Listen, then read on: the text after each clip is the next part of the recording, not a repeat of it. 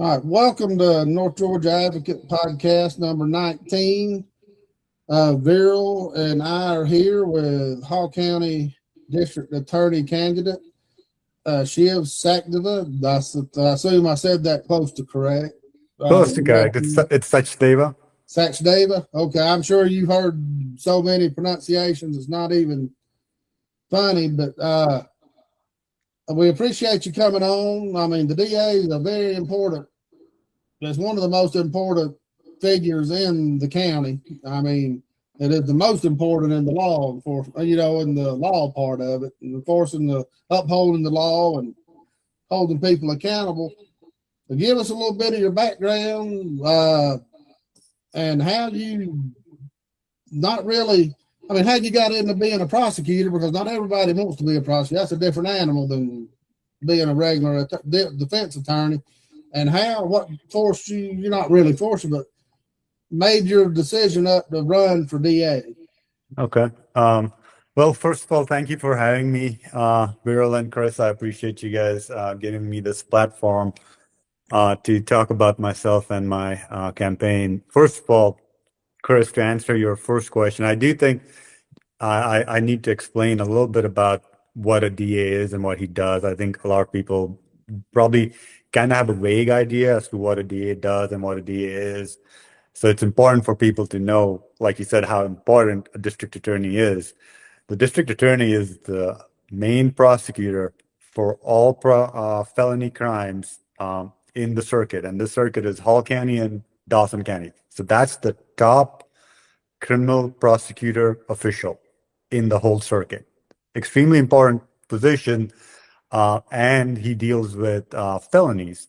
So, you have the Solicitor General race. The Solicitor General deals with misdemeanors. But a felony is anything where someone can be charged with something where they could spend more than a year in jail or prison.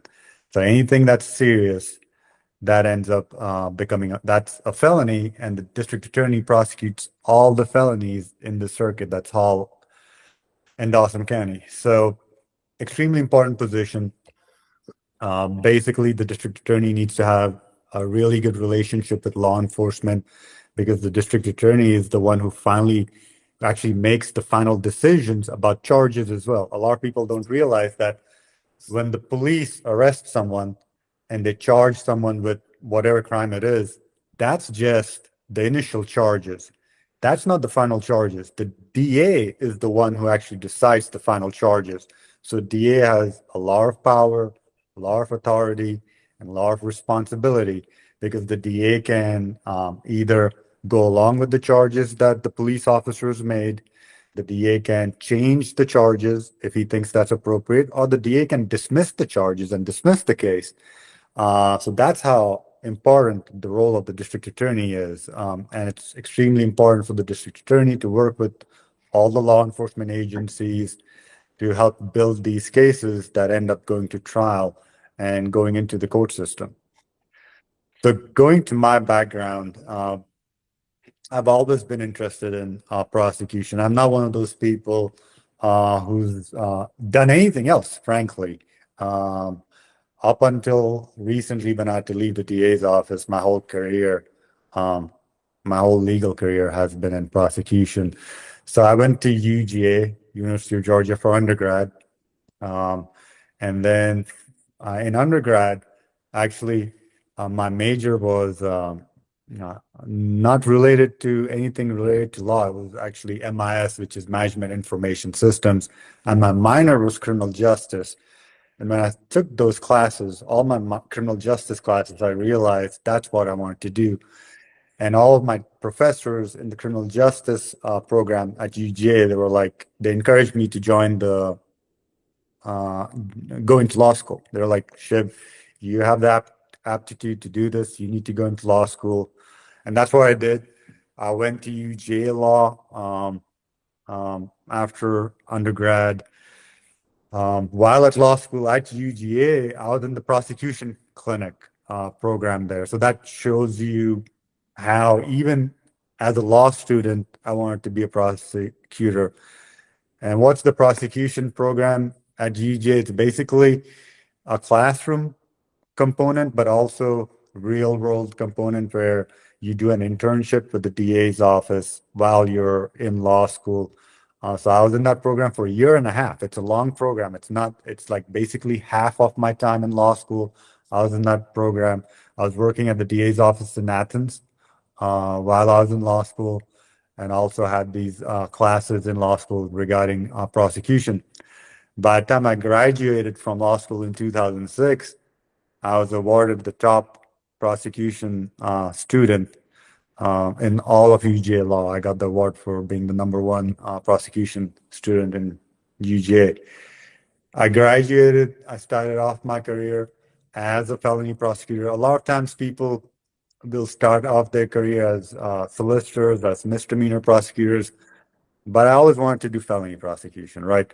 So right off the bat, I became a felony prosecutor. I started off my prosecution career all the way down south in Columbus, Georgia. Um, I was there for a year and a half until I came to Hall County in 2008.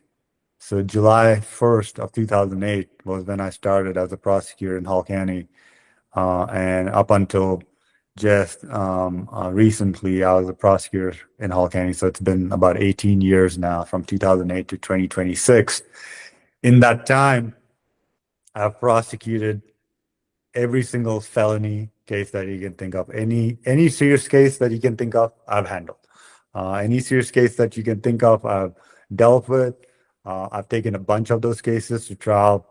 I've tried, I think, 65 to 70 serious felony cases, which include drug trafficking to human trafficking, from child molestations to rapes, from armed robberies to gang cases, and from all types of homicide cases, murder cases.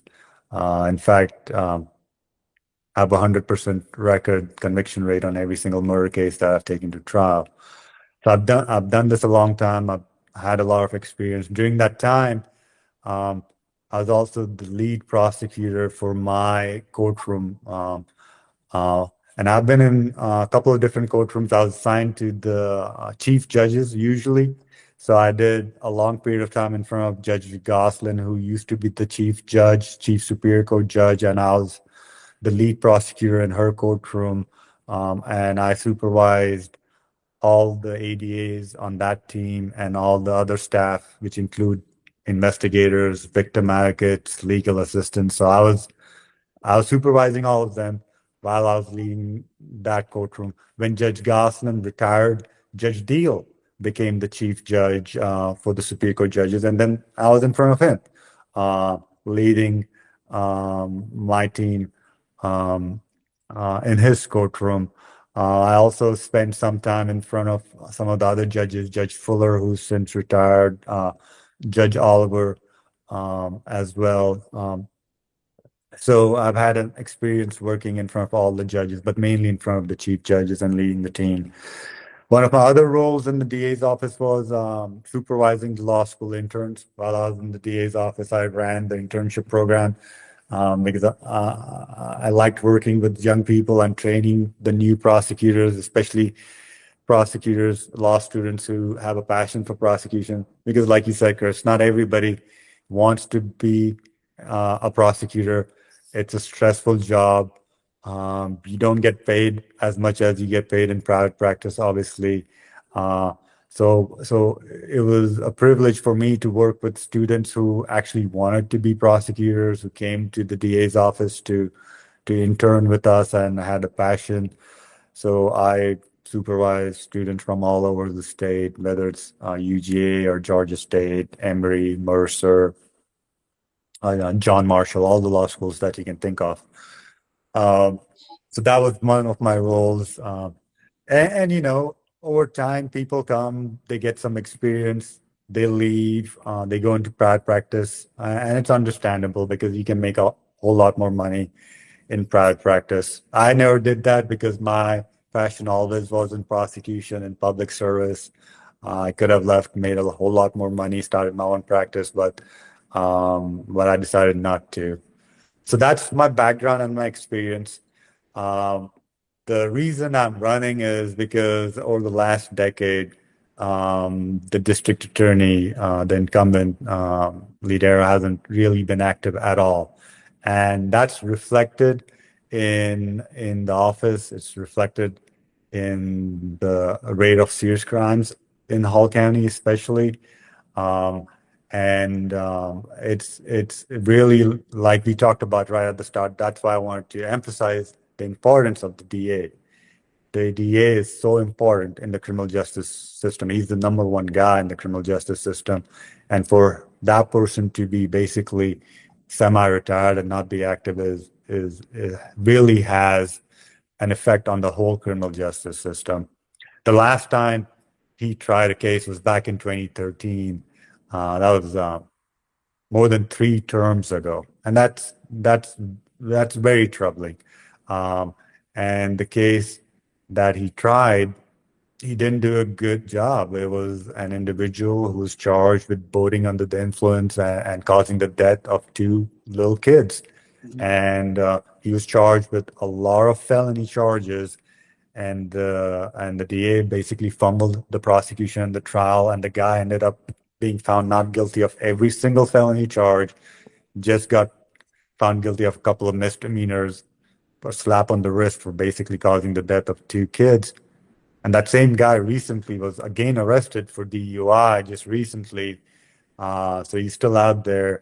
And, the DA, one of the reasons is because the DA didn't do his job. And that's a very good example of the consequences of having a DA who's not doing his job. And I think that's really the reason why he hasn't tried a case since 2013, which is, 13 years ago now, is because he realizes that he can't try cases anymore.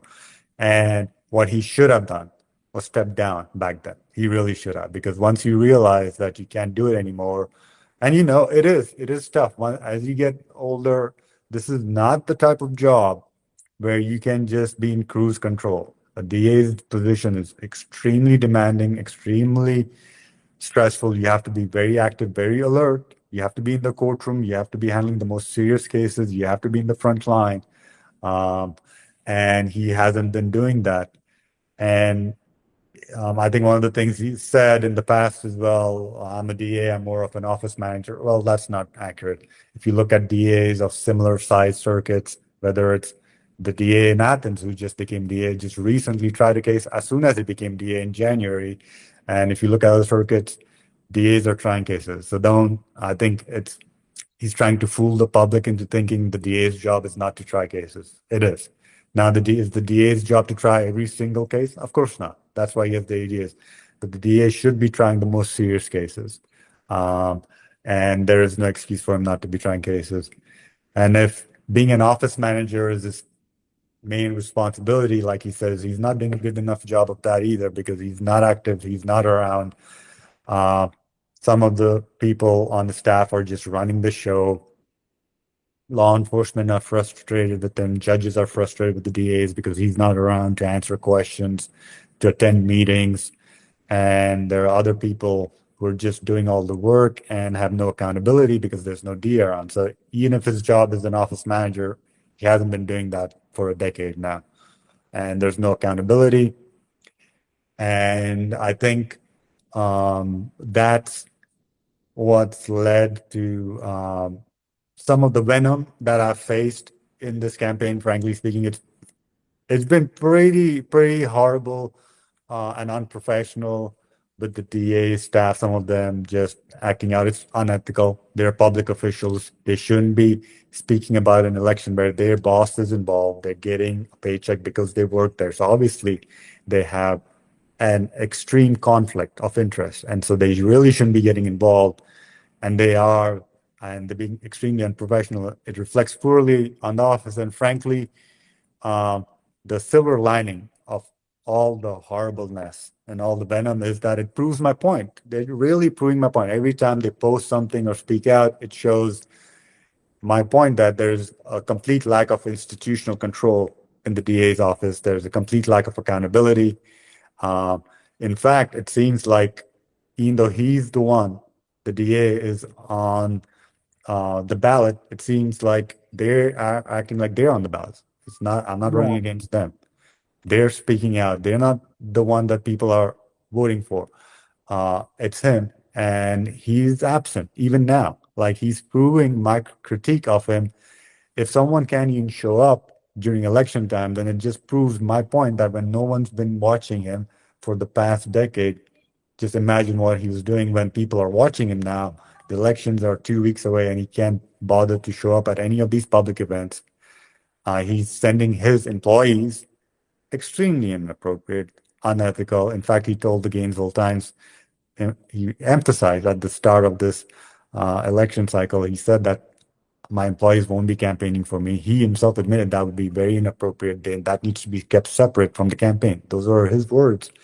They're printed in the Gainesville Times. Anybody can find them. And he's violated that Yeah, right that's from the not start. what's happening. I mean, it's pretty obvious. I mean, it's on a daily basis.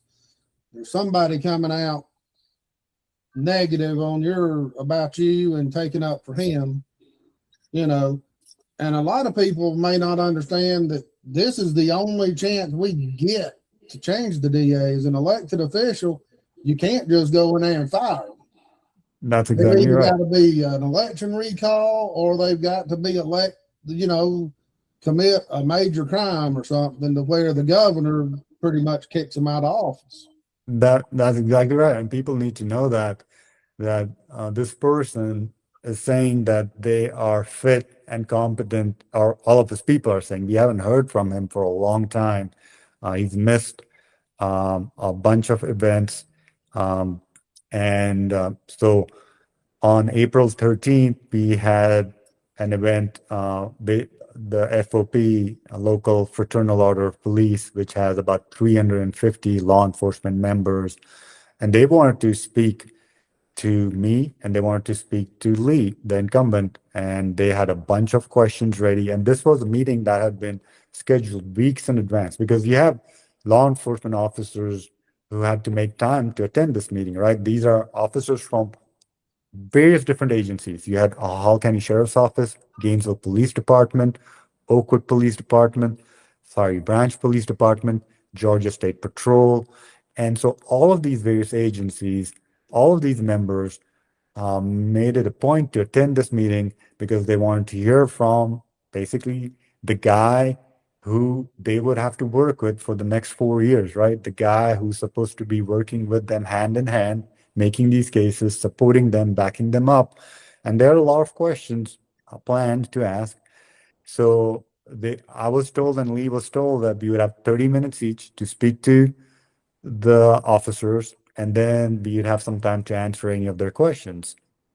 And I came prepared, and then I showed up that evening. It was around 6 o'clock on the 13th. They told me that Lee canceled at the last second. And then he sent his chief, Anna, to speak on his behalf. Once again, she's not the one on the ballot. How can she even answer for him? If he can't even bother to show up, how's she going to say, yeah, you can trust him, he'll be there for you? How? Well, he can't even show up for a meeting that's been planned. And I know for a fact that all the officers were extremely disappointed that Lee wasn't there, because they had a bunch of questions for him. But I was there. I was there to answer any of their questions. Whether it was an easy question or a difficult question, I wasn't hiding. I was ready to answer all of the questions, which I did. And I think they were very impressed with what I had to say. And I do think that I got out of the meeting feeling that I had their support. But it was also extremely disappointing for me as well that Lee didn't show up, that, I prepared to be there and I was there for the officers, and that was kind of like a slap to their face.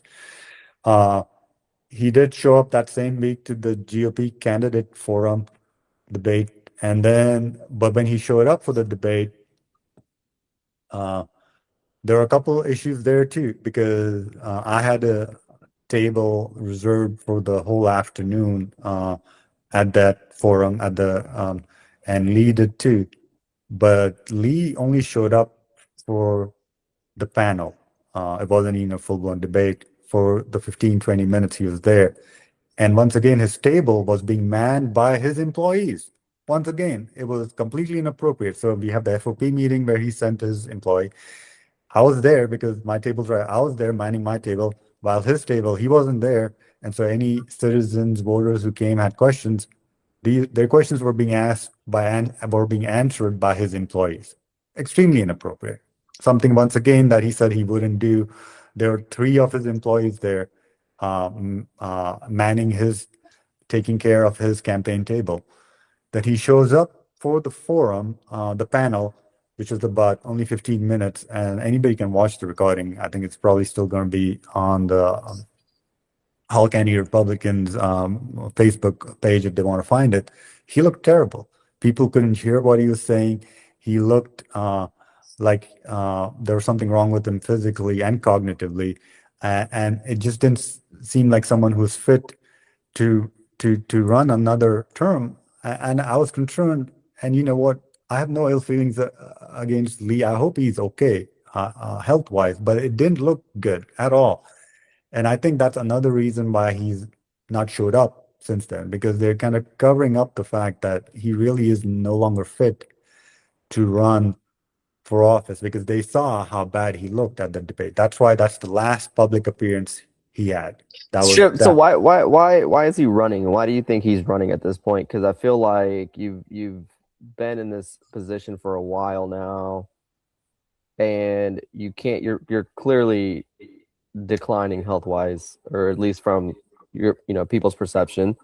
You haven't tried a case since 2013, and your office staff is essentially running the show for you at this point. So what do you think, in your opinion, is the benefit of him running again, or do you think the office staff is kind of like pushing him to run again instead of just kind of going into retirement? Because Chris has brought this up. His last thing I guess he did was to pardon the kid from North Hall, and then that would have been a great way to be like, hey, look, my last good deed, I'm out of here, sail off into the sunset, be done with it, and let the new generation kind of start to take over here. But so like, what is it an entitlement thing? Is it a power struggle? What is it?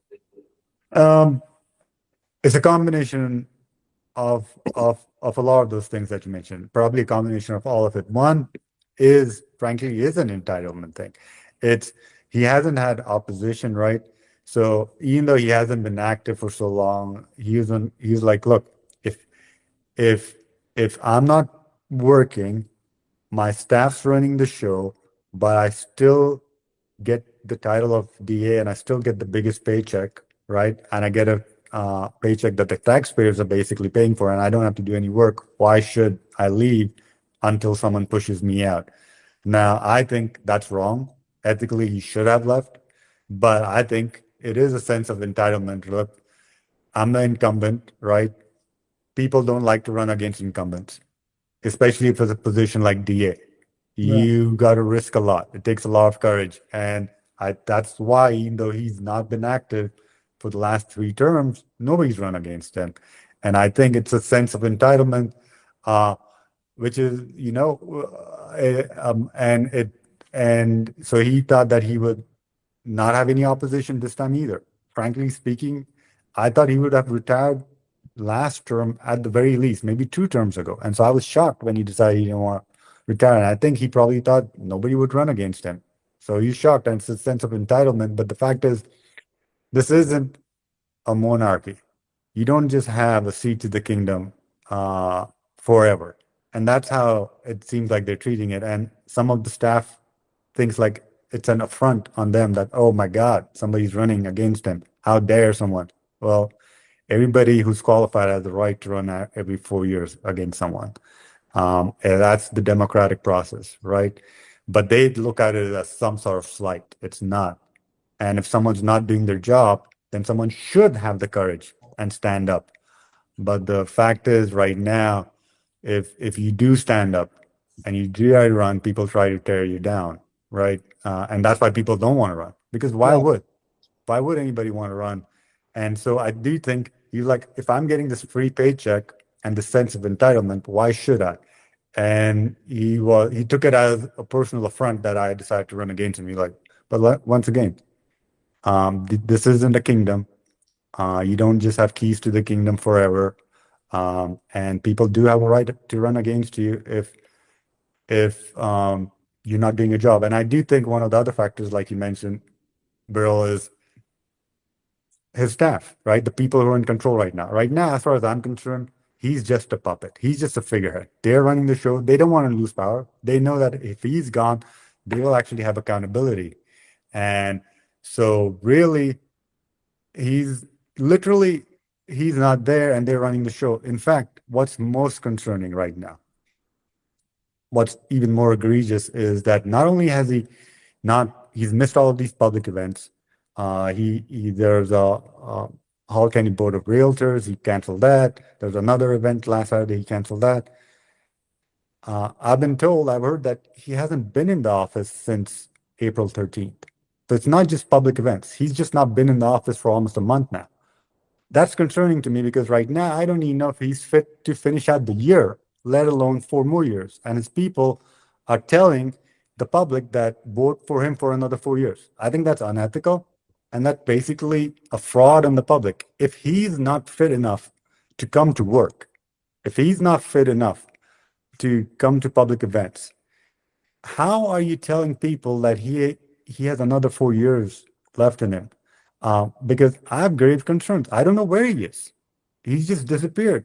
And I know that if he was fit enough to be there, he would, right? Because he knows this is a critical time for him. The elections are literally 2 weeks away. And all we hear is from his people. We aren't hearing from him. Nobody's seen him publicly anywhere. Apparently, he's not even at work. And what happens if he does win and he can't complete? It'll be complete chaos. These people are being so short-sighted about their own agendas that they don't realize that if he wins the primary and then he can't carry on his duties, it's going to lead to just another election. So Because let me ask you this: there. as far as his absentness in this whole ordeal, a lot of the ongoing active cases, how do they suffer? As far as like the possible victims in some of these cases too, what does that translate to for them? That's a great question. I'm glad you brought that up. It hurts them because there are cases that are languishing where he needs to make decisions and he's not. I've had people approach me. I've had so many people approach me and say, families of victims saying that we're waiting on the DA's office to do something with this case, or at least waiting on them to give us an answer or communicate with us. And all of these people are just getting radio silence right now. It's nobody's reaching out to them.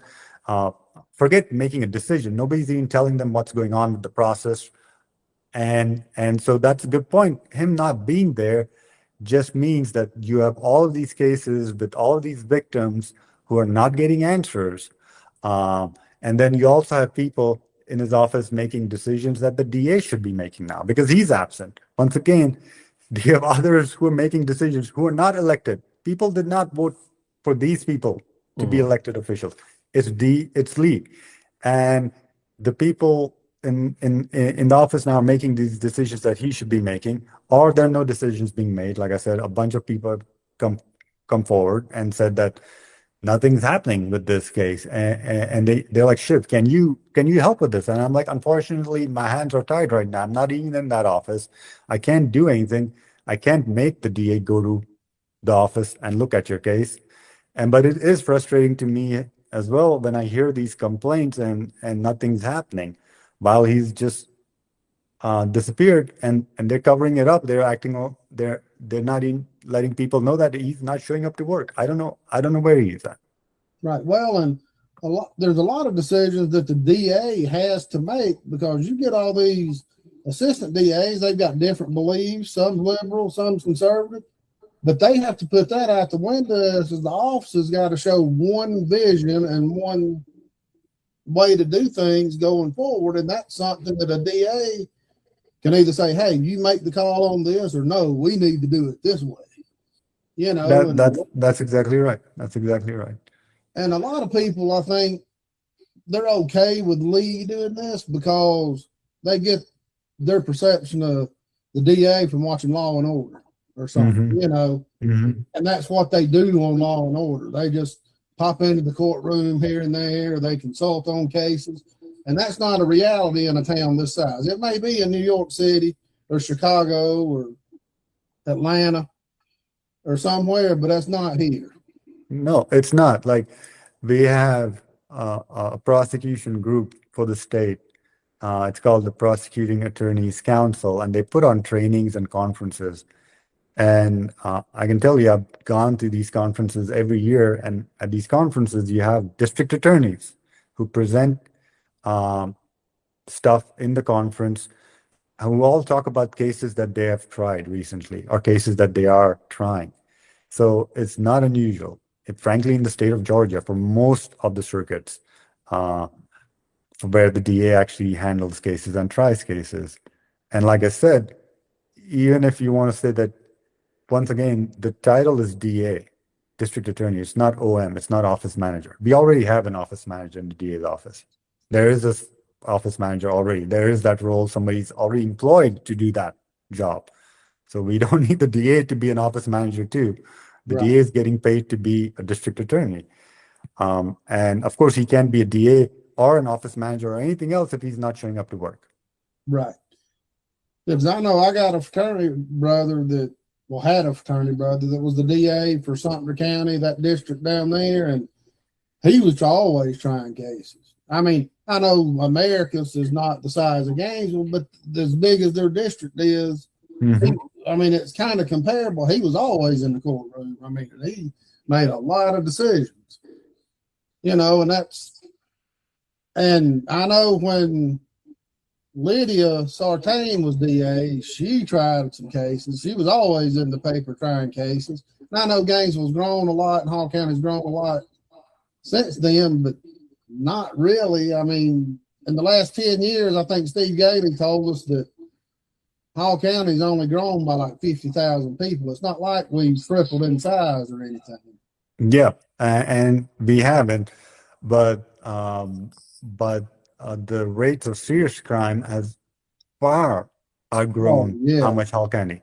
Every day in the newspaper, people hear about a child molestation or another person getting shot or another aggravated assault. It's ridiculous. And one of the reasons for that is you just have a DA who's checked out, and that really affects what's happening on the streets. Well, it's like John Batchelor brought it up at the debate. He's tired of going into the freaking store and having to hunt somebody down to unlock the plastic thing so you can get a thing of shaving cream or razors. That's right. That's not the type of county we want to live in. Exactly right. And you know, we just don't right now.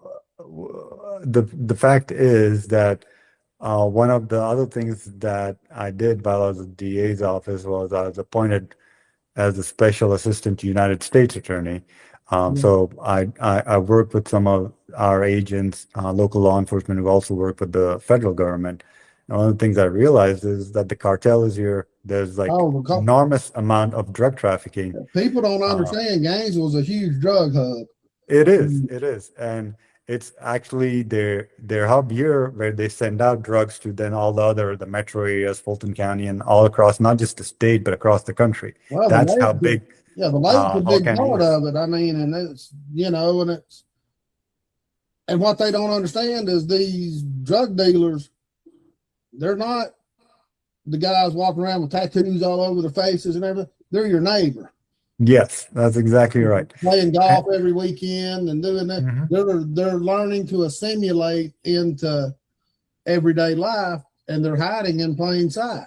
Yeah, and the way to deal with that, and one of the things that I've mentioned to law enforcement, because they are really concerned. One of the things I mentioned at the FOP meeting, and because they are really concerned about this, because they know the cartel is here, they know the drug trafficking is here.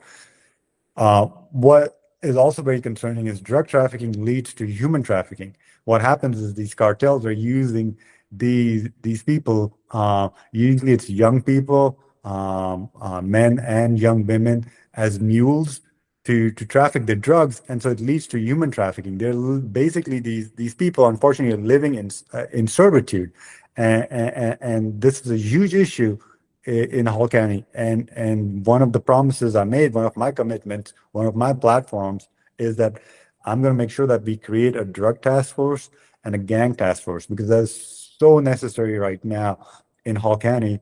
Because if something's not done right now, this is a point of no return. In 4 years, there's no coming back because there'll be no turning back. So we need to do something right now. And the DA right now thinks that, district attorneys, all they have to do is go to court or work on cases. No, no. The DA's responsibility far outweighs that. You need an active DA who will work with law enforcement to create these task force. The DA's responsibility is not just when a case comes to the courtroom. The DA's responsibility is right from the start to help make sure that courtrooms are not flooded with cases, to help prevent crime, to work with law enforcement, which means creating a drug task force, creating a gang task force, making sure that you have a prosecutor on the task force, a DA investigator on the task force. So when law enforcement is investigating these cartels and these drug traffickers, you're there to support them because the officers are not lawyers. So they need help on the front end, not just on the back end. What does that mean? So, for instance, if they need to get a search warrant, if they need to do a wiretap, if they need to do surveillance, they need to get warrants signed, and it needs to be done legally. And the DA needs to be available to draft these warrants, to get a surveillance warrant, to get a warrant for a wiretap, to get a search warrant, and then the DA needs to get judges to sign these warrants. And that's what needs to be done. I've worked with these agents before in serious gang cases and drug trafficking cases. You have to be there with them on the front end. And the DA is just not doing that right now.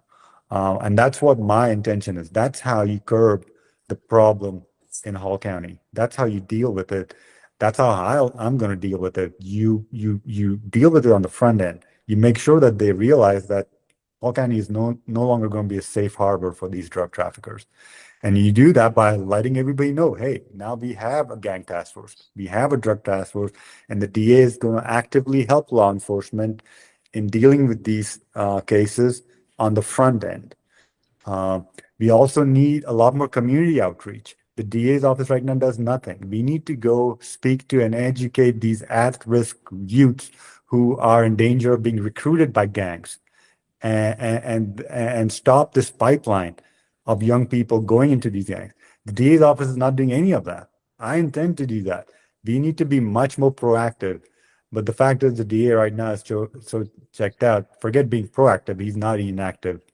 He's not there. And there's so much more that the DA can do, which the public doesn't realize, right? He's trying to sell his story that all he has to do is manage a few people in the office and they run the show. Are you kidding me? The DA can do so much more and should do so much more, not just try cases in the courtroom, but work with law enforcement on the front end, do this community outreach, work with all of these task forces and create these task forces. There's so much more that I intend to do to help Hall County deal with our crime problem right now. Well, and there's one thing I want to bring up to that is that all these people are trying to blame all this on illegal immigrants. And I'm not wanting to get into an immigration debate about it, but I just want to point out that I had 2 kids just come through the school system, and several of their friends got caught up in gangs and all that. And when I worked at my construction companies and everything, it wasn't the illegals doing the stuff. It was the young kids that were born here that were raised up in the school system. Their parents may have been one of them illegal or they were been here, but it was the younger kids that were coming up through the school system and learning the American ways that they were recruiting into these gangs. Yeah. They weren't bringing people over here from Mexico or Guatemala or Honduras or Colombia or sure, the main guys may have been there, but not the rank and file guys. And what people need to realize is that my whole platform has been, look, we need to make Hall County safer for you and your kids, for families, and everybody's kid is at risk right now. When you have these gangs and the drugs, everybody's kid, nobody's immune. Everybody's child is at risk of either being recruited by them or at risk of getting a hold of these drugs and getting addicted to these drugs. Right now, the number of overdose cases with young people in Hall County is ridiculous. The amount of fentanyl that's in Hall County right now and people overdosing of fentanyl, it's so sad. The amount of cases I've seen where people have overdosed on these drugs. So everybody's child is at risk. All the families in Hall County is at risk, and we need to do something about this. This is a serious problem right now in Hall County. Like that, I'm sure you remember the case with Victor Garcia, the young kid that shot the cop a couple years ago. You don't know how many times he sat at my kitchen table and I fed him supper while his mama was waiting to get off work because he used to play sports with my kid. That was the nicest kid I'd ever met. Yes, sir. No, sir. Yes, ma'am. No. Real quiet. I mean, was a great athlete. And when his mom moved and got him into a different school and he didn't have a support system anymore, where did he go? He went to the game. And that's just an example of stuff that you can correct by going to the YMCA's or the boys clubs or you know, Sheriff Jerry Ramos has got all those groups that he works with out at the Butler Center and all that. There's a lot of stuff that can be done.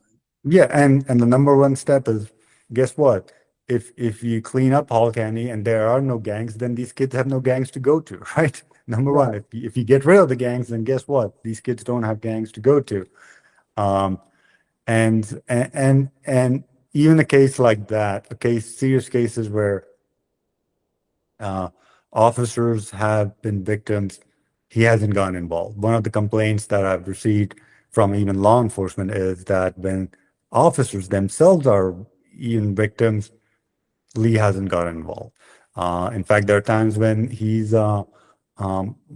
closed cases or his people, once again, because he's letting others do it without notifying the officers about what's happened. And these are our law enforcement that we need to back up, who themselves are victimized, and he isn't doing anything about taking care of them. That's a serious problem. That's another example of what happens when you have a DA who's not active. Now, what happens, I'm just going, it's my perception. If I see a DA or an ADA that's very active and their office has got 95, 96% conviction rate, I'm calling BS pretty much, because that tells me they're not prosecuting serious crimes. They're plea dealing out everything. I understand a lot of cases can just be plead out because, you know, clear the calendar, and it's just, you know, what's the difference, you know, the circumstances of it, because each case is different. But when every case is getting pleaded out, I mean, that's an issue. Yeah, it is. And you know, it's something that can be, once again, if the DA is around and there's some oversight, that's something that can be handled actually pretty easily. But when the DA isn't around and he's just letting his staff make the decisions, then he's not around to tell them, hey, this is a serious case, no plea deals. You got to take it to trial, or you need to ask for the most serious punishment that you can get. But if the DA is not around, then there's no oversight, because one of the things, that was one of the questions that was asked during the Hall Informed debate, which again, Lee didn't show up to that. I was there, but one of the questions was about plea deals, and I'm like, there's an easy distinction to make. If it's a low-level case, it's a shoplifting, it's a minor theft, then it's totally fine to make a plea deal because we don't want to clog up the system. But if it's a serious violent case, is a serious victim case, then if it's necessary, then you need to take it to trial and you need to seek the most harsh sentence possible. But the DA needs to be around to make sure that's being done, right? If he's not around, then his people have free reign to do whatever they want to do, even with serious cases. And some of these serious cases, 100% should not be pled out at all. They should be taken to trial. And with me personally, I'd rather a DA take it to court and take the chances of maybe the guy being exonerated, but at least you're trying to send a message. Even if you lose, these people know, my God, if we do this, they're going to try to prosecute. 100%. That's part of the job. Like if even if it's a difficult case, you can't shy away from taking it to trial. Sometimes, if it's the right thing to take it to trial, if it's a serious case, and even if there's a chance you may lose, you take it to trial, because, like you said, it sends a message. It tells the victim and their families as well that you're willing to fight for them. You're not going to win every single fight. That's just not how the courtroom works. That's not how life works, right? You're not going to win every single fight, but sometimes you do have to fight. If it's the right thing to do, you got to fight. Well, sometimes you actually win when you do lose. I mean, you know, That's exactly right too. that's just the way it is. It's the perception that goes across. You can't be a DA thinking, oh, he's just going to cave. We're going to plea out anyway. You know, you've got to. And I know one person brought it up, and I don't know what your feelings are on what happens if you get a capital case and somebody's wanting to go for the death penalty. Would you be willing to go that far, or is it a personal? I mean, how far does that go into personal beliefs, or is it just boxes you check down a list saying, hey, this meets the death penalty, we have to go for it? Or, and I'm not trying to put you on the spot about, hey, I'm pro death penalty, not death penalty. I mean, how does that play in? Because I've seen several people bring it up on Facebook, and they're trying to bring, well, will he go for the death penalty? Well, you know, it's just a. And you know, the DA's job really is to not have those personal beliefs come into play. The fact is, if you are the actual elected DA, and if you believe if it checks those boxes, like he said, and it's a case where the death penalty needs to be sought, then it needs to be sought. But I'll tell you, those are extremely rare cases. Super Oh rare. yeah, no, they're extremely rare. But for a DA who's actually elected to say that this is my personal belief, that wouldn't be appropriate, right? It'd be the same thing as the DA saying, hey, there are certain crimes out there, but it's my personal belief, I don't want to prosecute these crimes. No, that's not what you're elected to do. You're a prosecutor. You're supposed to prosecute the crimes that are on the book.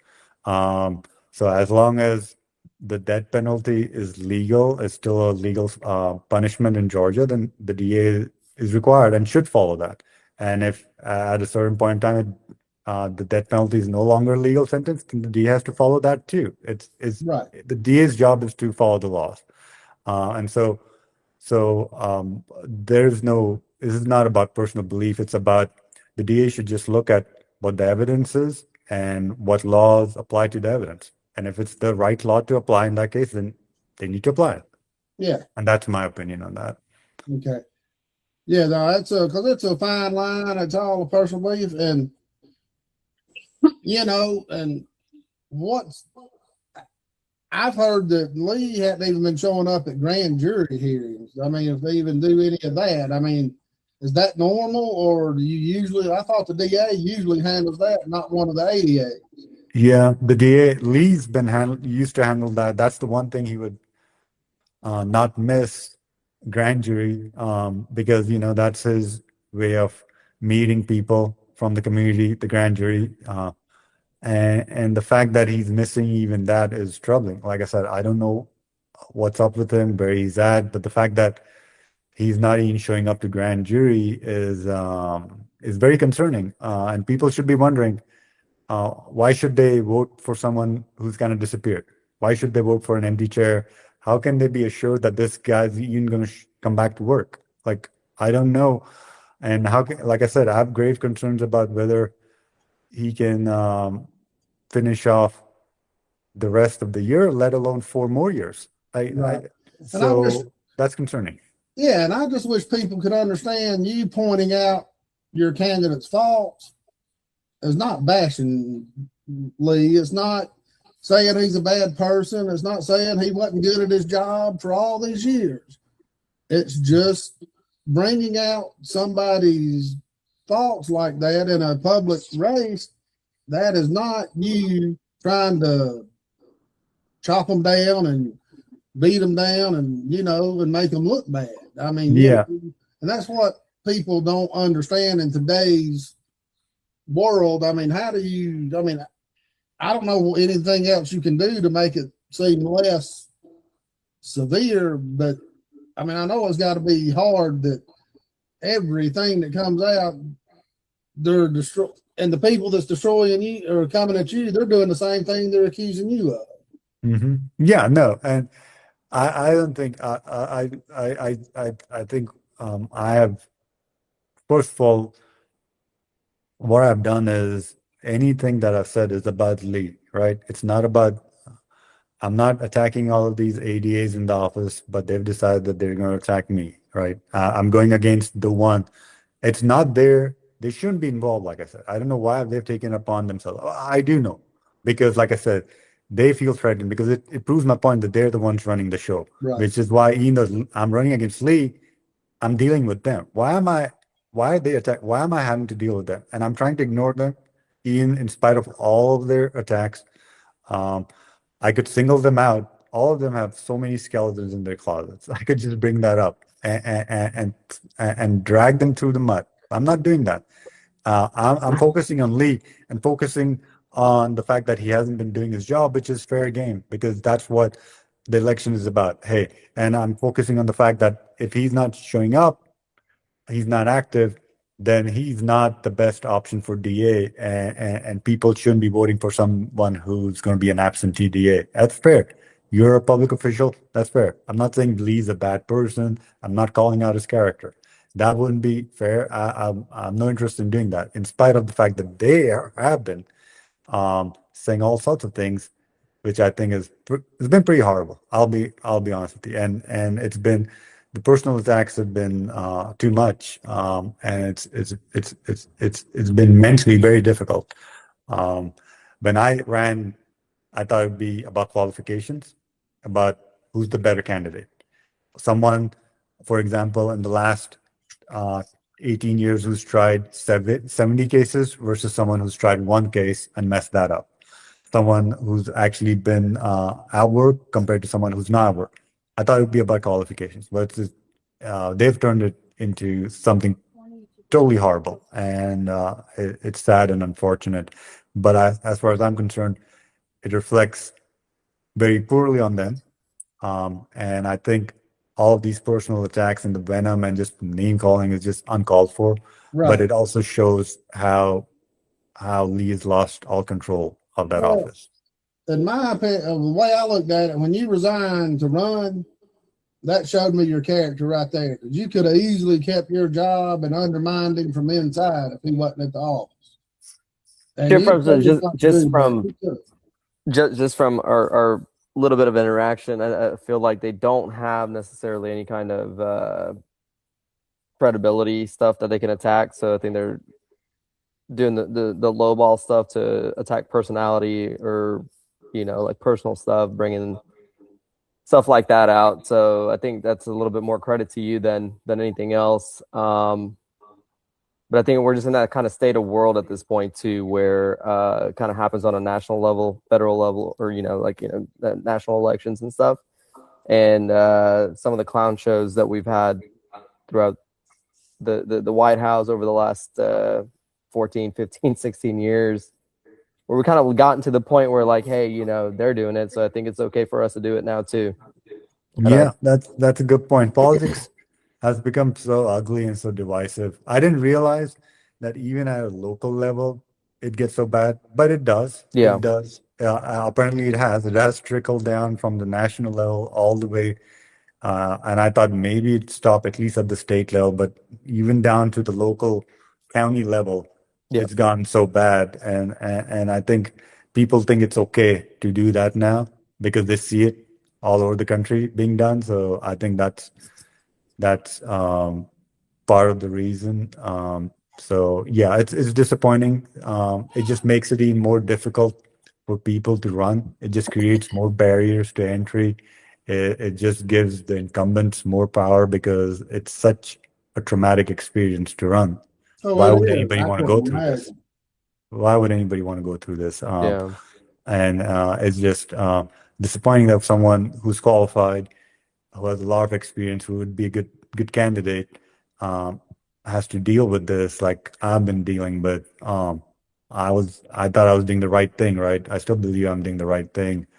Well, I think if you can deal with this and get through this at this point, I would assume being having the title of as a DA, there's probably more stuff to come from the general public. I would imagine, no, just because of the responsibility, and then obviously you having to prosecute criminals It's not the favorite job for obvious reasons. And then all the public perception that comes with it too, and just having to deal with misinformation, public opinion, and stuff like that. So I feel like if you can get through this, get elected, that's probably just going to increase the scrutiny, the personal attacks, etc.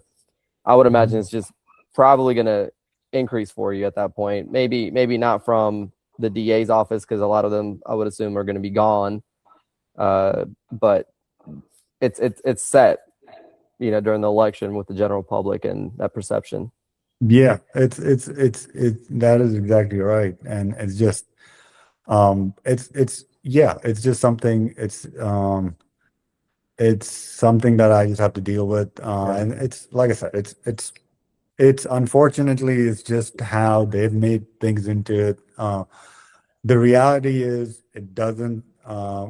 There's more scrutiny for reasons that shouldn't even factor into Right. it. Yeah. There's more scrutiny because of the color of my skin, right? Yeah, no. Right. I mean, So- you got to so- face it. There's probably 15-20% of the public's not going to vote for you just because of Yeah. skin color. There's more scrutiny because my last name is Sachdeva and it's not Smith, right? So Yeah. it has nothing to do with my qualifications. It has nothing to do with the kind of person I am. It's just a reality. And so for me, it's kind of double. Like any candidate in my position would be gets a lot of negativity, but for me, it's double because of my race, right? And that's the other troubling aspect, the amount of racism I've had to deal with and the amount of racist comments. It's people when they're on social media, they're hiding behind a keyboard. They think it's okay, right? They can get away with saying whatever they want to say, and all of the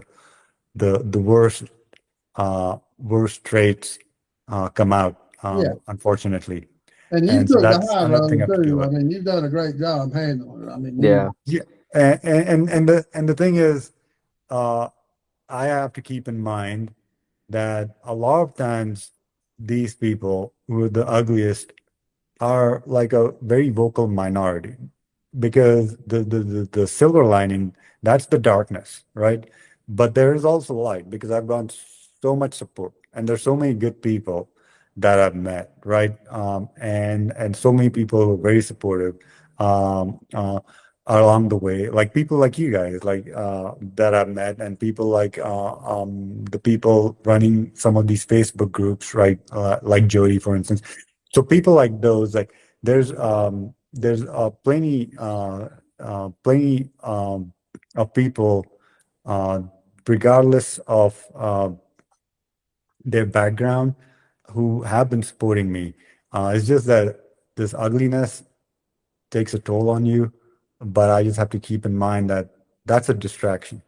My job is to make sure that people realize that I'm the best person to be DA, and I'm not going to be sucked into it. So if you are, in fact, if someone out there is in fact a racist and won't vote for me just because good, I don't want your vote. It's fine, right? It's fine. I mean, yeah. I still believe I'm going to win even without your vote. So it's totally fine. But all the people who are objective, all the people who just want the best person to do the job, I feel are supporting me.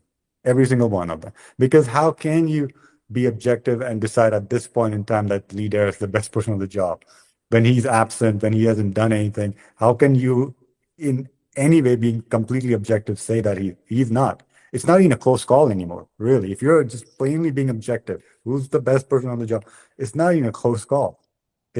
He's done. He's at the end of his career. He should retire. I don't know why he isn't stepping down. Like I said, it's probably because of people in the office who are influencing him because they don't want to let go of their power and lack of accountability. But anybody who's objective, I think, is going to be voting for me. It's not even a close call. A lot of it's because of the games with Godfathers. They got somebody in office they can control the swamp, the people that control the town behind the scenes.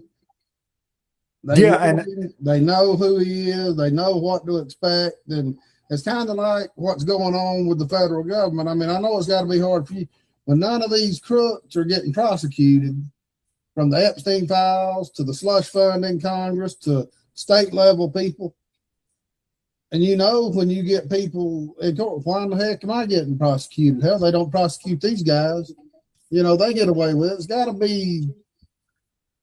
be nerve wracking. I mean, and just kind of frustrating to deal with all this. Yeah, and you know, and I try to, and I don't know some of the inner workings because, like, I've always said that from day one. I've said that I'm not a politician. I'm running because I'm a prosecutor, and the DA position is the prosecutor position. Lee's made it into a politician position because he's not acting like a DA, right? He's not being an attorney. So right now, at this point, is just a politician in office, managing the office. So some of what's happening in the back rooms, what the dealings are, I don't know what's happening, but I try to stay away from that. I still feel that the general public, uh, in the primaries, usually you get about 40 to 50,000 people who are going to vote. So I do feel that I'm counting on those people to see that I'm the right person for the job, and I'm counting on them that they'll vote for me and I'll be elected. Um, and I do think those people need to know, though. We need to bring out the fact that Lee hasn't been at work for. They need to know that. They may not know that. And I frankly think someone needs to investigate what's going on. Why are these people saying campaigning for him when they shouldn't be campaigning for him? Why is his employees saying that he's fit to run for office if he isn't? If he isn't fit to run for office, they shouldn't be saying that, and they shouldn't be trying to fool the public into thinking that he still has the capacity to run for office if I don't know where he's at. So I do think that we need to make sure that the public knows what's going on with him. And I think the public needs to know that you're going to prosecute people that no matter how much money they got, what their name is, none of that matters. The law is law. The law is the law, and that's my stance. There's not going to be any agendas. There's not going to be anything like that. It's you. If you committed a crime, you're going to be prosecuted. If you committed a felony, you're going to be prosecuted. And every case is going to be treated fairly. And if there are cases, because sometimes the DA's office does get cases where people are innocent, those cases need to be dismissed, and that's just how it needs to be done. So if someone's guilty, you prosecute it. If they're innocent, then you dismiss the case because you don't want an innocent person prosecuted. You never want that. So, but if someone's guilty and has committed a heinous crime, they need to be prosecuted to the full extent of the law. There are a couple of things I do want to address that that have been brought up. One of the things that people have brought in that way is like, hey, what about Blake Poole? He's a defense attorney. Doesn't matter. The reason I know Blake Poole is the fact that he was one of my interns in the DA's office. Like I said, I ran the internship program. He went to Georgia State. He was actually a prosecutor. People don't know that, but he was actually I was a supervisor. He became an intern. From an intern, he became an ADA. He was a prosecutor for about a year or so, and then he left. He went into private practice. He was a successful private practice, and he's not my boss right now. I am an independent contractor. I'm a legal consultant. And if someone needs consultation on a case, whether it's Blake Poole or anybody else, they can. Like I said, I'm an attorney. I obviously have to make ends meet while I'm running the campaign. So I'm just a legal consultant. I'm not, whether Blake needs advice on a case or any other attorney needs advice on a case or anybody else. But what everybody needs to keep in mind, and everybody knows, Blake knows this, every single defense attorney, anybody who's has a big standing in the community, it doesn't matter. Right. My integrity is number one for me. That is paramount, and it does come. The other question that I get asked a lot is like, hey, what's your faith and what's going on? And like I said, I'm not going to shy away from it. I'm a Hindu. I am a man of faith, and my integrity, a lot of it does come from my faith in making sure that I am doing the right thing, being a good person, and serving the public. That's Yeah. my testimony about my faith. My whole life, my whole legal career, I've served the public. I could have left with Blake or any other attorney or started my own practice a long time ago, and I would have been making so much more money, but that wasn't where my heart is. My heart is in public service, which is why I want to continue to do that and be the DA. The other thing that's been mentioned is about the fact that I have residence in Forsyth County. It's true, but the fact is I've served Hall County for the past 18 years. It's the citizens of Hall County and the people of Hall County that I've served for 18 years and put my heart and soul. It's the people of Hall County that I haven't abandoned. I could have left and joined private practice, but they're the ones who I'm serving. Uh, they're the ones. I volunteered with Meals on Wheels here in Hall County. They're the ones that I did. I was in the Center Point mentoring program. I mentored a kid who was in the Hall County school system from elementary school all the way till he graduated from high school. So for them to say, "Oh, I have no connections to Hall County," is ridiculous. My wife is a professor at UNG, and the classes that she teaches are in Dahlonega and in Hall County in Gainesville. She teaches the future teachers. She teaches undergraduate students as well as graduate students, PhD students who want to be teachers. Teachers who a lot of whom have ended up in Hall County schools.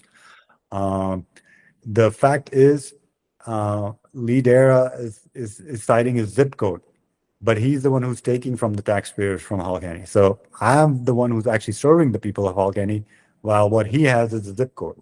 That's all he has. And if I really wanted to, I knew this, they would try to make this an issue. If I really wanted to, I could have rented a place and said, "Hey, I'll live in," but I wasn't going to do that because once again, I'm a man of integrity. My plan is to buy in Hall County because we intend to live in Hall County. And frankly speaking, I've done that already, but running a campaign and buying a house is a huge financial strain. No, it is. So I have to wait until the primary is done. That's the reason. If I wanted, I could have just rented a place, right? Financially, that's much more feasible, and then I could say that. But I'm not here to play games. I'm going to be frank, and I've never shied away from that. It's not like I'm hiding the fact that I live in Forsyth County. I've been open about it, and I'm not trying to play a game by renting an apartment in Hall County and say, "Hey, I'm a resident." No, my plan is to win this election and buy a house here, and that's what the plan is, and nobody should question that, and that's an absolute non-issue because it's Hall County who I've been serving for the past 18 years. Right. And and that's, these people, they're just grasping at straws when they start looking at that. I mean, it's ridiculous. Like we talked beforehand, at least half the people that come to this town don't live in Hall County every day. And That's right. And you'd mentioned something about the ADAs. They may live outside the county as well. Yeah, I think with the DA staff, including ADAs and McNair, about 80% of the Hall County DA staff does not live in Hall County. And, it's just, I think Lee actually sent out a mailer or someone on his staff, because once again, Lee's not around, saying something about, they sent out a mail or someone who's telling me where it had a picture of me with a truck saying he's going to be going back to Forsyth County, trying. Now that, for instance, when they talk about, I'm like, that's so ridiculous. That's what you have. Really, it's not about my qualifications. It's not about what I can do. I'm trying to reduce the crime. It's about that. That's just like literal scare tactics. Like, oh yeah, he's going to go back to. Are you kidding me? That's all you have? Because if that is all you have, you don't have much at all at that point. Well, and Vero and I talked about this before, and why didn't he just ride off in sunset and hand pick a successor to run in his place if he ran the office so well? Exactly right. He would have somebody ready to step in. That's right. But he didn't groom anybody, it doesn't look like, because usually you see somebody with a lot of potential and say, "Hey," or if you see somebody with potential, you push them out the door because because you essentially, your legacy is also your successor too. So you ride off into the sunset and you appoint somebody that's well qualified to take over. I think leaves to me anyways a better legacy behind, instead of the way potentially he's going out at this point of essentially looking like Joe Biden. You're not really there. You're just Yeah, the auto pen, and your staff's kind of running the show for you behind the scenes. Yeah, that's exactly right, because a lot of people compared his performance at the last debate or the panel he was at to Biden's last debate with Trump, where he finally had to drop out of the race because even his supporters were like, "Man, you don't have it." And Lee, frankly, looked even worse than Biden. He looked really bad. And the fact that how old is he? How old is he Lee Darren? is 74, 75, Dude, around that. that's almost my dad's age, and like I Yeah. see the cognitive and physical decline in my dad at this point. So like somebody that age, not to be ageist, but like come on, Yeah. like let go and let the younger generation start taking over. I don't understand that and personally in politics too, is like some of these people that just want to live around. Like what do you have to gain from this? What is this? It's got to be nothing more than a power hunger. Because it's like, dude, I would rather not be doing any of this and sit at home and retire, spend my time with my kids or with my grandkids or something else instead of dealing with this public BS. Mhm. This And isn't that like this isn't a job you want, or like people strive for or anything like yeah, that. So it's really wild to me. yeah, and exactly right, because like we talked about, it's such a stressful job. But I do think a reason, if Lee was active, if he was actually doing what he's supposed to be doing, which is put his heart and soul into his job, he would have retired, because he'd be tired. He'd be like, I don't want to do this anymore at my age. But like you said, why doesn't he go retire? Because he's been treating this job as a retirement job. That's why he doesn't feel the need. Because if you're not putting in the work, then it's an easy job, right? If you're Sure, not coming into sure. work, then you're just getting a free paycheck and you're just treating it. If he was actually doing the job like it's meant to be, I think he would have been like, okay, I'm 75. I'm I can't done, keep on right? doing this till I'm almost 80, because that's what he will be if he gets another 4 years. He'll be almost 80, which is unimaginable in this job. And he would have been like, no, this is too much. But because he doesn't have to do anything, he's like, oh, I can keep on doing this because nobody's calling me out on not doing anything. I still get a paycheck, so might as well. I think that's why he hasn't stepped down. And now clearly something's up with him. He's not able to even make up public appearances or come to work. And now it may be more his people just pushing him to keep going because they don't want to lose their positions. Right. Well, and one thing that I would like that I admired about you is I think I read on your bio, you came here with like $100 in your pocket or $1,000 in your pocket when you started school, and that shows Yeah. your determination and work ethic just to build yourself up to where you are now. I mean, Yeah, that's got to count for something. yeah, for sure. Like, it's funny. When we talk about racist comments and stuff, this is it's the opposite. People should be inspired by this, because this is the American dream, right? What I did shows what you can do in this country if you work hard. It is the American dream. People should be proud of my story and the story of so many others. I came to this country when I was 18, right before I went to UGA undergrad, and that's it. I really had nothing, no money. My parents gave me the plane ticket to get here, but that's it. And I had to work through college and get scholarships and financial aid, and did various kinds of jobs during college. I even ended up working at like at a science lab where I had to deal with these super dangerous nitrous oxide stuff, that the kind of stuff that caused that tragedy in Hull County. And I used to work with I did all kinds of stuff to make ends meet. I actually even had to take a year off after undergrad because I didn't have enough money to go law school. So um, I just worked in retail stores because I just wanted to make enough money to go to law school, and I did. In all of that, I became a citizen and went to law school and been a prosecutor my whole career. So I've worked hard for everything I've done, and it's the American dream. It can show what can be done in this country, and people should be inspired by that rather than trying to tear me down. Like one of the ADAs over there was had the audacity. One of the personal attacks was like saying that I was lazy. I'm like, are you kidding me? You know how much I've worked to get to the point that I'm to call me lazy? Like it's just people coming up with personal attacks that don't even make any sense. It's ridiculous. Yeah. But as far as I'm concerned, it shows this is the American dream. It shows what you can do if you put the work in. You can achieve anything. So, Shiv, is there like just looking at the I guess like the website for your guys' circuit, are any of the judges or clerks or etc. able to kind of tell Lee like, come on, dude, you're too old for this to be doing this, or is it that kind of like out of their reach? yeah, I don't know who's comfortable enough.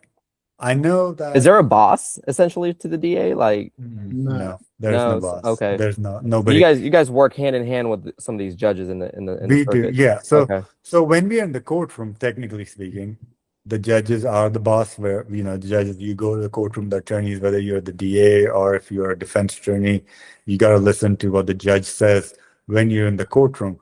But outside of the courtroom, the DA is their own entity. The public, the people voted the DA into office, so there is no technically boss of the DA.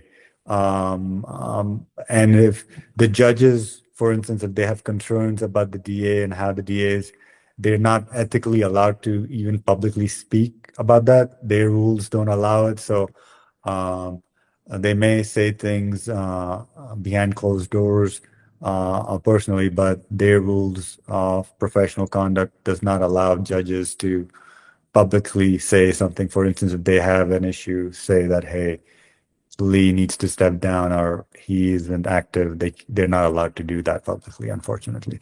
Okay, gotcha. Have you got any endorsements for any of the police departments or anything like that? Is that a thing? Because I know you, like you said, you met with a lot of them. I did. I met with all the, but once again, it's the same with them as it is with the judges. They can't.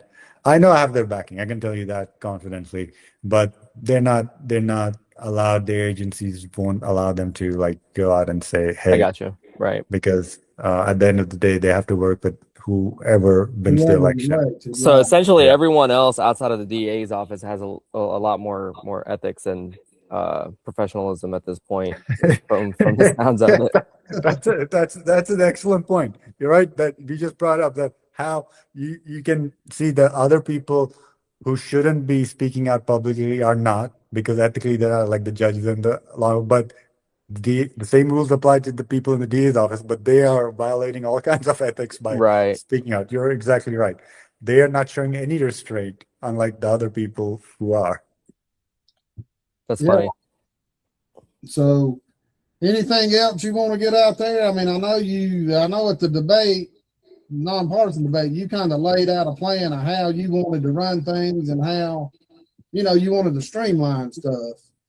For sure. I mean, Yeah. you got to have a pecking order. People don't like it sometimes, but I mean, that's just the way it is to run an efficient office, because we all know that going and getting as a defense attorney, getting 500 an hour is a whole lot easier than running for DA.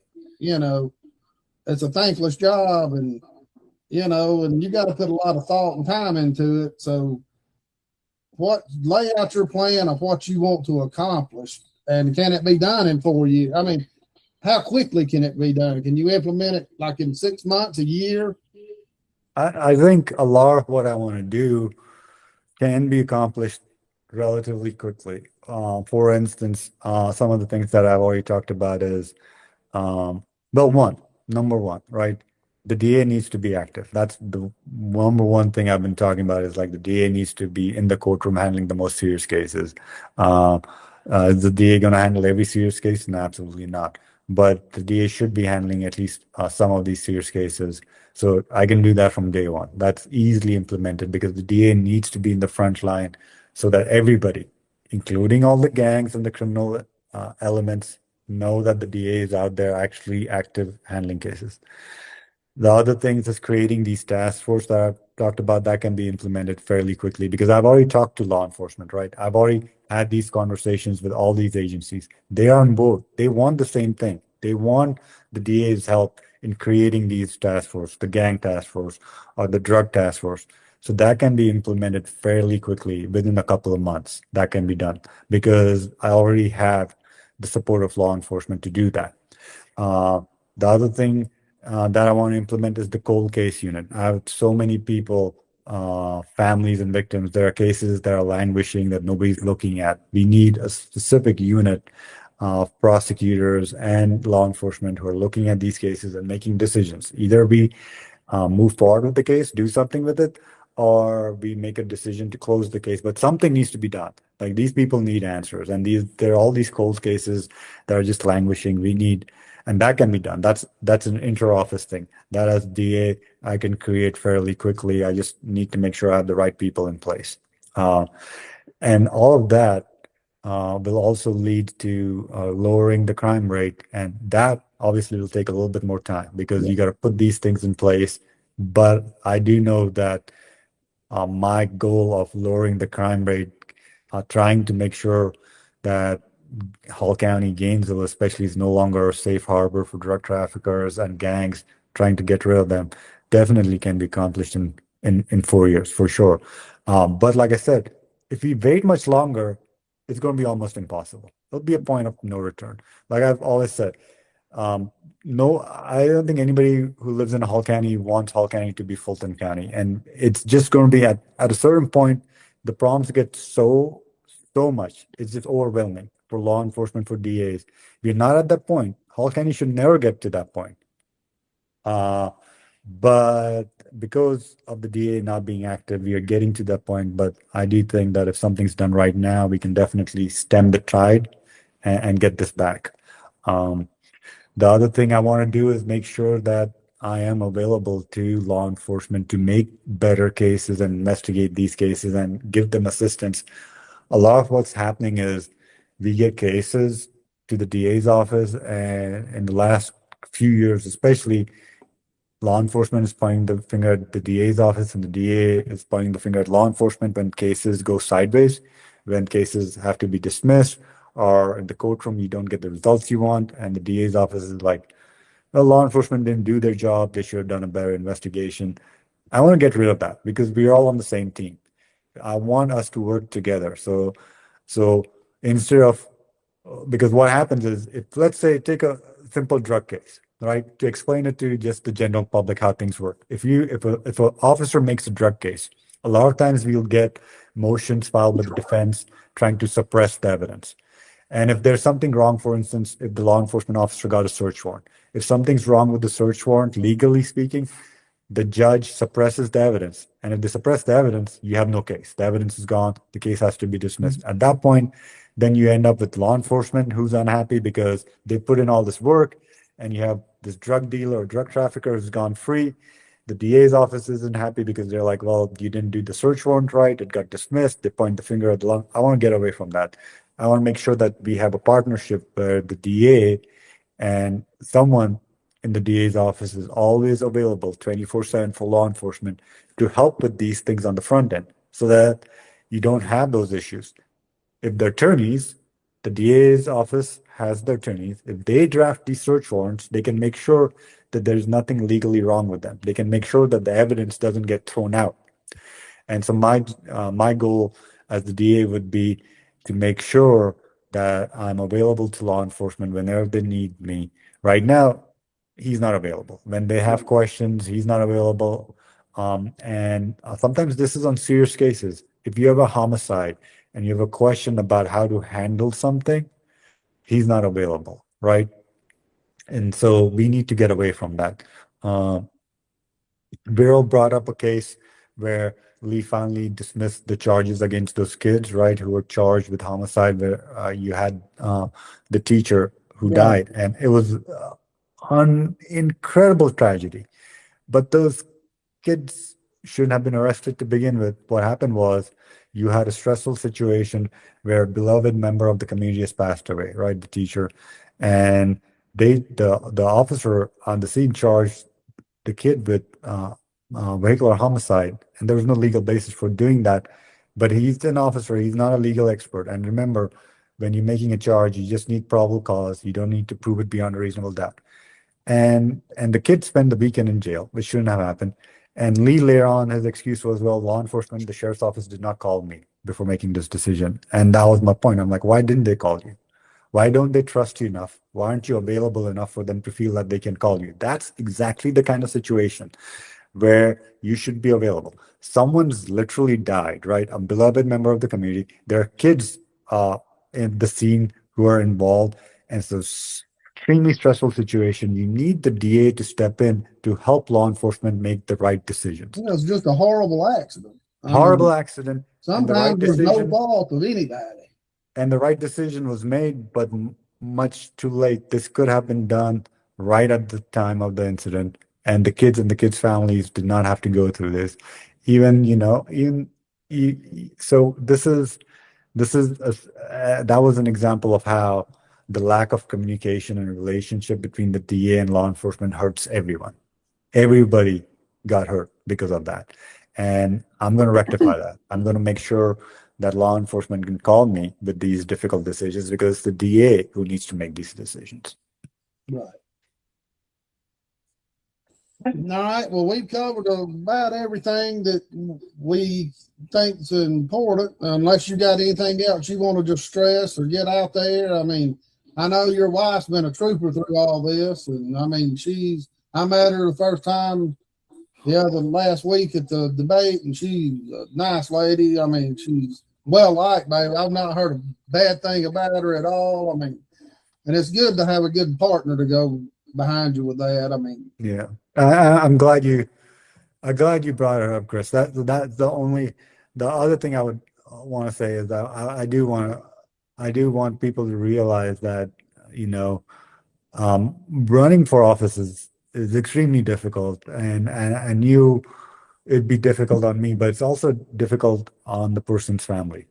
It's been extremely difficult on her, but she's been amazing. She's the love of my life. She's my constant support. She's had to deal with the ugliness that I receive, right? And it's hard on her, and she hadn't experienced this type, right? Because people who met her know that she's white, she's not brown. So still, for her, it was eye-opening to see the amount of racism that I've received, and it's been tough on her. It was eye-opening to her to see all the negativity, and how some of the people in the DA's office have acted, how childish they've been about the whole situation.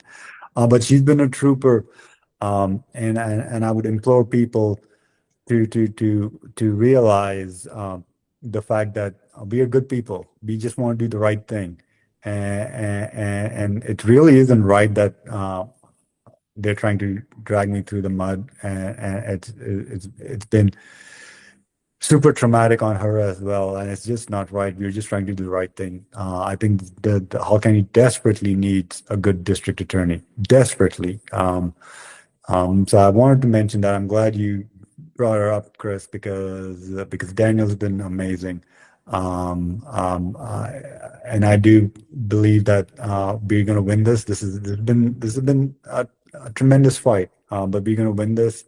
Like I said, I am a man of deep faith. I believe that God put me in this position for a reason, and this is the right time, because Hall County desperately needs a change right now in this moment in time. People are going to look back at this moment in time, and if change isn't done, they're going to regret it. I'm telling you. The other thing I wanted to mention, besides But I don't want to focus on the ugliness. I do want to focus on the fact that she's been great. All the people that I've met along the way, all the supporters, all the good people I've met, all the people who are supporting me, all the people who realize that I'm the best person on the job, they've been wonderful. I want to thank all of them because, frankly, every one of them who stood up for me has in some way put their neck on the line because it's been so bad that anybody who stands up for me, the DA's office starts attacking them, right? And that's what's happened. So I appreciate all of them. They didn't need to. They didn't need to do that. Their vote for me would be good enough, but they've gone beyond just voting for me. They've stood up for me. And I don't want to just focus on the negativity. I want to focus on the good. I do believe that good always prevails over evil. And so I've seen some evil come from the other side, but I've seen a lot of good. And I'll focus on that. On all these people who have supported me, who stood up for me, who've taken the bullets for me, and continue to do so because they know it's the right thing to do. The reason they're doing it is not because they have any personal agenda. They're doing it because they're good people who want what's best for the county. Right. And the good people who want what's best for the county are standing up for me. And I appreciate that because my whole life I've always gone along with people who have a good heart. And it continues even in this campaign. Even people who I barely know are standing up for me. And I know why they're doing that. It's not because I'm personally friends with them or anything. They're doing that because they have goodness in their heart and they want to do the right thing and they want to do what's best for Hall County.